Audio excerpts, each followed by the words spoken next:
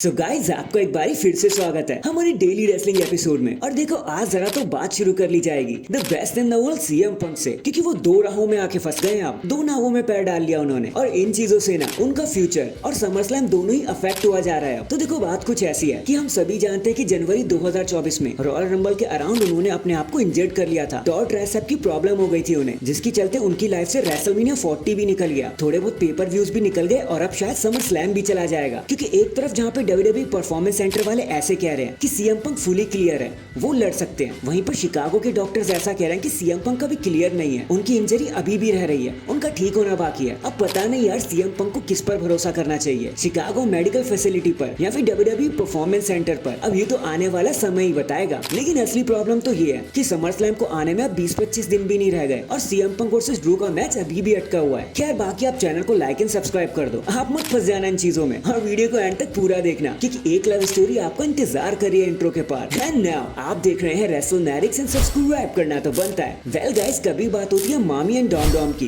कभी बात होती है Liv Morgan and Dom Dom की, वहीं पर इस लिस्ट में अब दो नाम और ऐड हो चुके हैं और माना जा रहा है कि डब्ल्यूडब्ल्यूई शायद एक न्यू लव स्टोरी हमें दिखाने वाली प्लान कर रही है between J Uso and Riya replay के बीच में। वैसे तो हमने बहुत बारी इनका एनकाउंटर एक दूसरे के साथ देख ही लिया है, पर अलग तरीके से। लेकिन लास्ट मंडे नाइट रॉ पर जे उसो ने उनको सीधा से इशारा कर दिया कि भाई मामी आप मुझे कॉल कर दो, और मामी ने भी मना नहीं किया बल्कि हंसकर इस बात का जवाब दिया, जिससे अब सबको ऐसा लग रहा है कि डब्ल्यूडब्ल्यूई एक न्यू फैक्शन दिखाने वाली है, एटलीस्ट न्यू लव स्टोरी ने जन्म ले लिया है। अब ये तो देखो मुझे आप ही बताना कि इस चीज से कुछ होगा या नहीं होगा। बाकी हमें तो अभी समर स्लैम का वेट करना है, उसके बाद देखते हैं डॉम डॉम कहाँ जाएंगे, तब पता चलेगा जे उसो और मामी का होना क्या है। बाकी आने वाली स्टोरी हमें रॉ में दिखी जाएगी, तो वो मत छोड़ देना। नेक्स्ट अभी देखो समर स्लैम का मैच कार्ड एकदम से शेप लेने लगा है और कभी मामी की बात होती है तो कभी लिव मॉर्गन की, कभी डेमियन प्रीस्ट तो कभी गंथर की, तो कभी कोडी रोड्स और सोलो सिकोवा की। सभी मैचेस के बारे में अच्छे से बात हो रही है, लेकिन एक मैच अभी भी ऐसा है जो हो तो जरूर है लेकिन उसको कोई वैल्यू नहीं दे रहा, which is Bayley versus Nia Jax for the women's championship. And इस बात के लिए तो फैंस एंड खुद बेली भी परेशान हो रहे कि भाई हो क्या रहा है। देखो भाई, सब बेली को पसंद करते हैं ये तो मानना पड़ेगा, उनको बहुत खतरनाक ओवेशन मिलता है हर जगह, हर स्टेडियम, हर अरीना में, बट मैच कार्ड पर उन्हें कोई खास इज्जत नहीं मिलती। और यहाँ तक कि डब्ल्यूडब्ल्यूई ने उन पर ध्यान भी देना बंद कर दिया। लास्ट उनके जो टाइटल डिफेंसेस थे ना, वो किसी को याद भी नहीं है अच्छे से। बेली को प्यार तो पूरा मिलता है लेकिन उसके मैचेस एकदम ही फ्लैट जा रहे हैं, जिससे कंसर्न की बात तो देखो उठी जाती है। बाकी लेट्स सी डब्ल्यूडब्ल्यूई इस चीज को कब कहां और कैसे फिक्स करती है। बाकी देखो कहीं बेली का इंटरेस्ट अब खत्म ना हो जाए, असली डर तो भाई उसी चीज का होगा। तो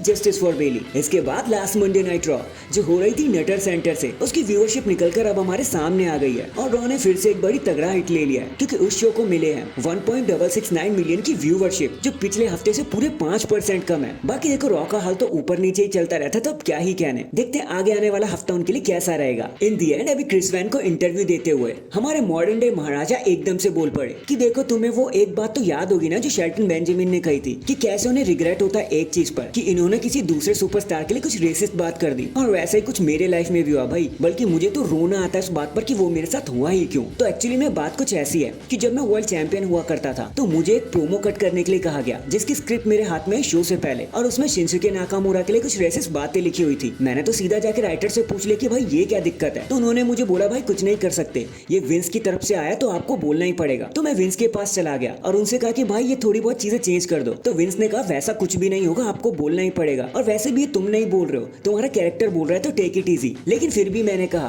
कि यार बहुत तगड़ा बैकलैश मिलेगा, लेकिन उन्होंने मेरी बात नहीं सुनी और मुझे ना चाहते हुए भी वो सब बोलना पड़ा जो मैं नहीं कहना चाहता था। तो विंस के साथ यार यही दिक्कत आती है कि वो हमेशा अपनी बातें मनवा लेते हैं और किसी और की नहीं सुनते। अब तो माहौल खैर काफी अच्छा हो गया है, विंस के टाइम पर काफी हार्ड थी चीजें, और इतना कहकर मॉडर्न डे महाराजा शांत हो गए। वेल गाइस, ये किस्सा 2017 सितंबर का है, जब वो चैंपियन हुआ करते थे जिंदर महल। तो अगर आप देखना चाहते हो तो ये चीज अभी भी यूट्यूब पे अवेलेबल है, जाकर आप देख सकते हो। So that is it guys, अभी के लिए तो बस इतना ही। बाकी आप मुझे बताना ये बेली के साथ क्या चलता रहता है भाई, उनके साथ कुछ अच्छा होना भी है या फिर ऐसे उनको सिर्फ चीयर्स मिलते रहेंगे, कमेंट करके जरूर बताना। एंड चैनल पर नया है तो चैनल को जल्दी से लाइक एंड सब्सक्राइब कर दो। बाकी मैं मिलता हूँ आपसे किसी और अपडेट के साथ, तब तक के लिए अपना ख्याल रखें और खुश रहें।